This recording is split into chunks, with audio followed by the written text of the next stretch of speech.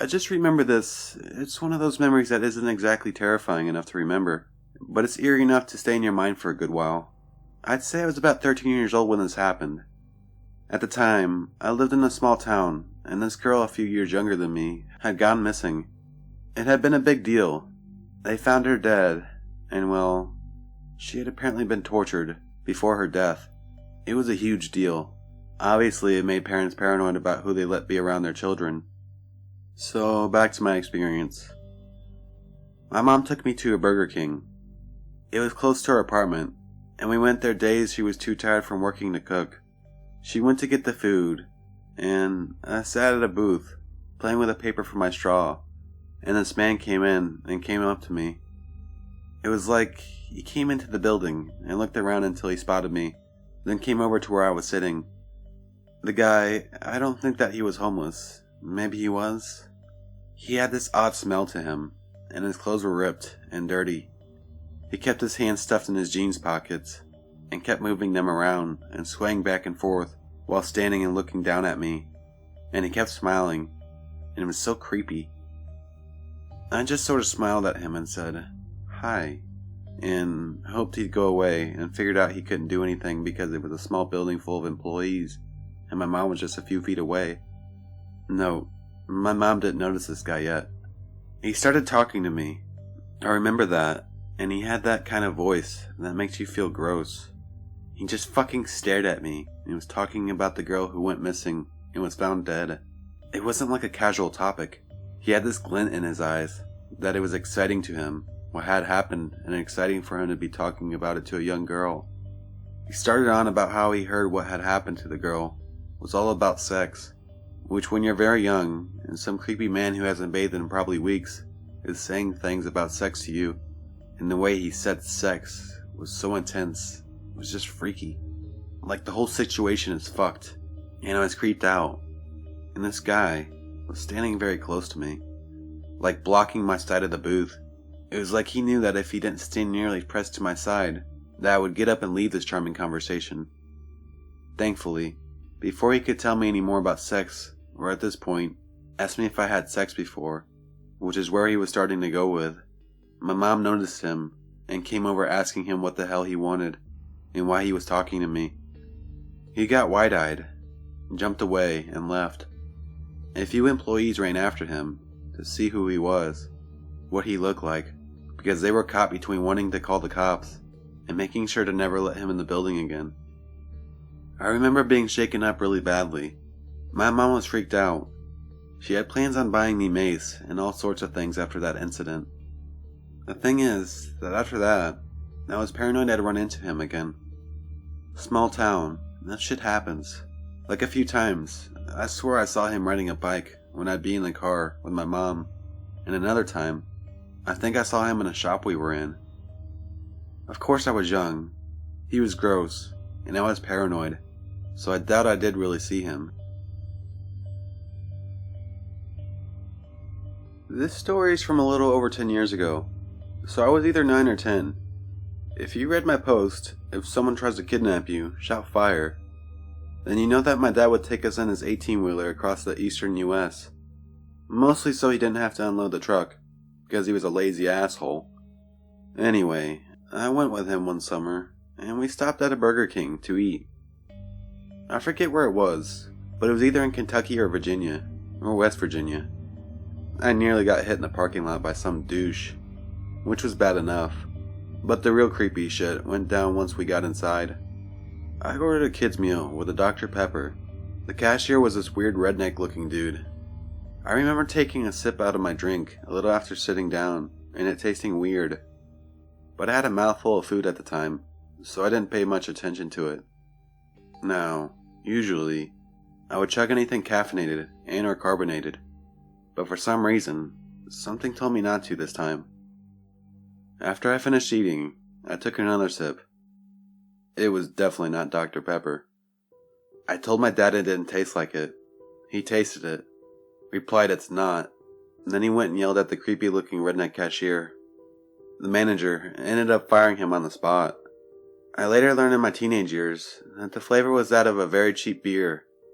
So, some creepy redneck likely a pedophile, tried to get a 9-year-old boy drunk in a Burger King. So this happened yesterday, but I'm pretty sure it's the creepiest encounter with a stranger I've had in my life. I've never really written about a personal experience like this, and I don't know if y'all will find it as weird as I did, or if I'm overreacting, but I thought this would be the place to share it. Yesterday, my friend and I were at my house, and found ourselves craving some gross fast food. I live about a half a mile from a Burger King, which my friends and I have walked to before. It was quickly approaching dusk, but my neighborhood is relatively nice, and I had never felt uncomfortable or unsafe walking anywhere nearby before. The weather has been mild around here for December, and we decided to walk instead of drive the short distance to the King. For some background information, my friend and I are both 16-year-old girls. We have both had encounters with creepers in the past, but my resting bitch face has deterred a lot of unwanted advances. My friend had a pepper spray canister in her purse, but we left that at home. I guess because we were so comfortable in my neighborhood that we didn't think anything odd would happen. When we reached the Burger King, it was oddly desolate for dinner time. The only people in the restaurant were the workers, an old Italian man who seemed to be the franchise owner, and a middle-aged African-American man sitting in the corner, facing the window. The way the building is set up, you order your food around the corner from the seating area, and those at the cash register cannot easily see those seated in the restaurant. There's a side door that opens directly onto the dining area, and you can enter and leave without whoever is working the cash register to see you. As we were ordering our milkshakes and fries, the owner was screaming at the young employees, which made my friend and I pretty uncomfortable. When our food was ready, he brought it to the counter and leered at us, asking us if we had just been to the beach. Neither of us were dressed particularly provocatively, and I just gave him a dirty look and sat down to eat my food, thinking that he was probably the creepiest person I was going to meet that day. When my friend and I sat down to eat, the man who was seated in the corner got up to leave. We barely looked at him, but when he was passing our table, my friend and I noticed an odd detail. Though he was middle-aged and was wearing what looked to be a work uniform, he had on bright, neon green contact lenses in his eyes, like the kind people wear with Halloween costumes. I giggled to my friend that he must really like Hospen, but we didn't find it too strange until he came back to the side door 3 minutes later. When he came back in, he was carrying a misshapen large bag. He was previously seated very far from us, but when he came back, he took the seat closest to us, 2 or 3 feet away. The tables were angled differently, so his back was facing us. We thought this was weird, but we continued eating while he pulled out an ancient laptop from his bag and started it up. A few moments later, my friend grabbed my leg and made a motion for me to look next to me. There, the man had clearly angled his laptop screen, so it was in the view of my friend and I. I heard his heavy breathing before I fully grasped what was happening. There, on his Windows Media Player screen, were 2 naked women in what seemed to be a dungeon, strapped down and being whipped by a third woman in a rubber suit. Now, I have grown up around computers, and I am friends with lots of dirty teenage boys, so I have seen pornography before, but this didn't seem like normal bondage porn at all. It seemed less staged and less professional, and the fact that the man had it on a disc instead of the internet made it pretty creepy. What made it even creepier was that he was steadily increasing the volume on his laptop.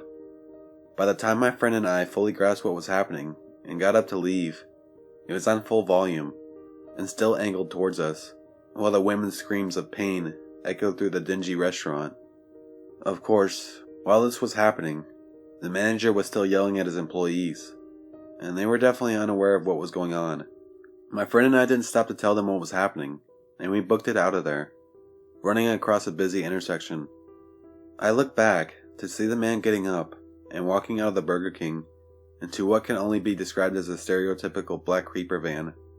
I told my friend this, and we began to panic, and ran into a nearby gas station.